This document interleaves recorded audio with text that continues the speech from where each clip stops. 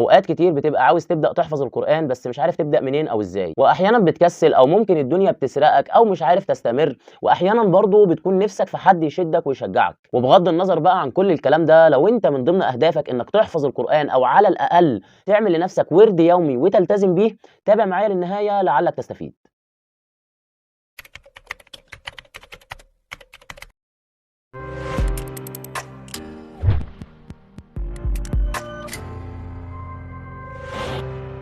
مبدئيا كده احساسك ان ربك سبحانه وتعالى يختارك انك تحفظ القران الكريم دي من اعظم النعم اللي ممكن ربك سبحانه وتعالى يمن عليك بيها، علشان القران الكريم اكتر حاجه تطمنك وتريح قلبك. وربك سبحانه وتعالى قال في القران الكريم: الا بذكر الله تطمئن القلوب. والقران من ذكر الله، والقران هو الكتاب الوحيد اللي هتلاقي فيه اجابات وتوضيحات لكل حاجه حصلت وبتحصل وهتحصل في حياتك، علشان ربك سبحانه وتعالى قال في القران الكريم: ما فرطنا في الكتاب من شيء. وهو الكتاب الوحيد اللي لو التزمت بيه هتقدر تحقق كل اللي نفسك فيه باذن الله. القران هو اكتر حاجه ممكن تجمع منها حسنات، لان طبعا كل حرف من المصحف بحسنه، والحسنه ب10 امثالها. القران فضله عظيم جدا جدا جدا، والمفاجاه بقى ان هو اللي بيرتب لك وقتك وبيرتب حياتك بالكامل وبينظم كل حاجه في حياتك، سواء شغلك او دراستك او بيتك او اي حاجه تخص شؤون حياتك. وكمان هيخلي عندك سلام نفسي ووقار غير طبيعي، لانه بيديلك بركه وسعاده وتفاؤل ورضا من ربك سبحانه وتعالى بشكل غير محدود. واخر حاجه بقى علشان ما اطولش عليك، محاولاتك في الالتزام بالقران الكريم هتحسن من اخلاقك بشكل كبير جدا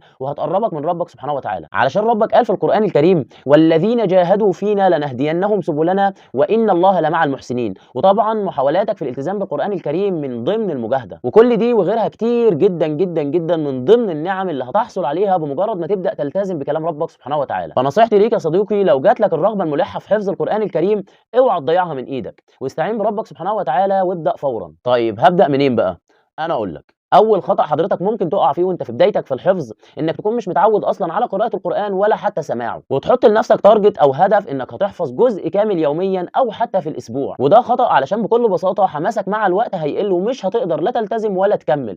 وانا في وقت من الاوقات برضو كنت بعاني من الموضوع ده، لوقت ما ربي وربك سبحانه وتعالى هداني لطريقه افادتني بشكل كبير جدا.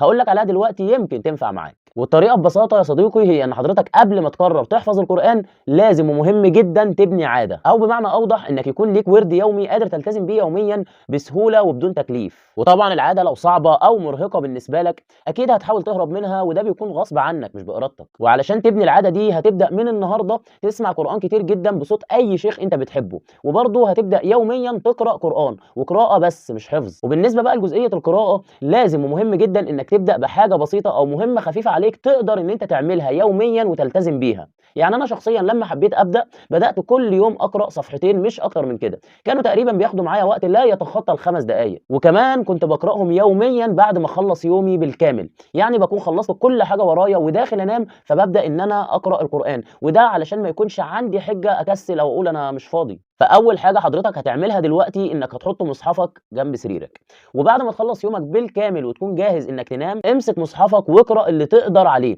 حتى ولو صفحه واحده بس مهم جدا انك تلتزم بيها يوميا وبدون انقطاع. لازم تلتزم مهما كنت بقى تعبان مخنوق متضايق، ومهما كنت مقصر وبتعمل ذنوب، لازم ومهم جدا انك تلتزم بالعاده ديت يوميا لمده لا تقل عن شهر. واكاد اجزم لك انك مع الوقت هتلاقي نفسك قادر تنجز المهمه دي بكل يسر وبكل سهوله، ويوم بعد يوم هتلاقي انك بتزود الورد اليومي بتاعك من غير ما تحس. يعني بدل ما كنت بتقرا صفحه، لا هتبدا تقرا 2 أو 4 أو حتى جزء كامل، وده مش هيكون صعب عليك في وقتها، لا انت هتعمله بدون مجهود شاق منك. بس لو عملته في البدايه فده هيسبب لك ملل وهيخليك ما تقدرش تكمل، ولو التزمت يوم مش هتلتزم اللي بعده. ووالله عن تجربه القران لما تلتزم بيه هيظبط لك حياتك من جميع الجهات. لو مقصر في الصلاه هتقدر تلتزم بسهوله، ولو عصبي هيهديك غصب عنك، ولو عندك مشكله في الوقت او الرزق او اي حاجه متعلقه بامور حياتك الدنيويه هتتحل وتتيسر، وده بفضل ربك سبحانه وتعالى. ودلوقتي بقى بعد ما تبني العاده دي ويكون قراءه القران وسماعه جزء لا يتجزأ من يومك، ابدا احفظ، وابدا برضه بحاجه بسيطه جدا يوميا تقدر تنجزها وتلتزم بيها من غير مجهود علشان ما تملش وتوقف. وانا لما بدات احفظ بدات ب5 ايات يوميا فقط لا غير حفظ. يعني كنت بخلص الورد اللي انا متعود عليه يوميا عادي، وبعد كده باخد اول 5 ايات من سوره البقره مثلا، بسمعهم كويس جدا الاول، وبعد كده ببدا اقراهم 10 مرات متتالي من المصحف و10 مرات تسميع من غير المصحف. ولما اقدر ان انا اسمعهم لنفسي 10 مرات بدون اخطاء ولا تلعثم، يبقى انا كده النهارده تمام، بقفل مصحفي وبنام. وباجي تاني يوم اسمع ال5 ايات وراجع عليهم الاول، وبعد كده ببدا احفظ ال5 اللي بعديهم بنفس الطريقه، وهكذا لغايه ما بقت عاده برضه. ومع الوقت بقيت ازود في كميه الحفظ اللي بحفظها يوميا، وكل ده بفضل ربنا سبحانه وتعالى وتوفيقه،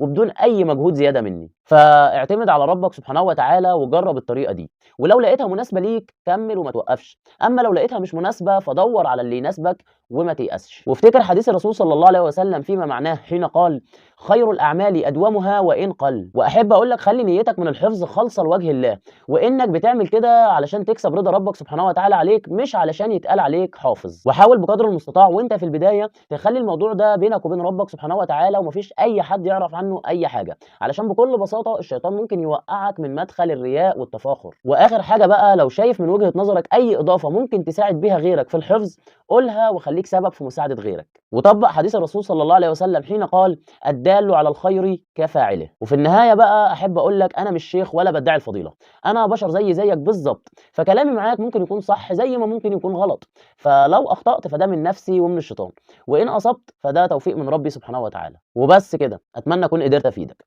شكرا ليكم، كان معكم عبد الله شرف.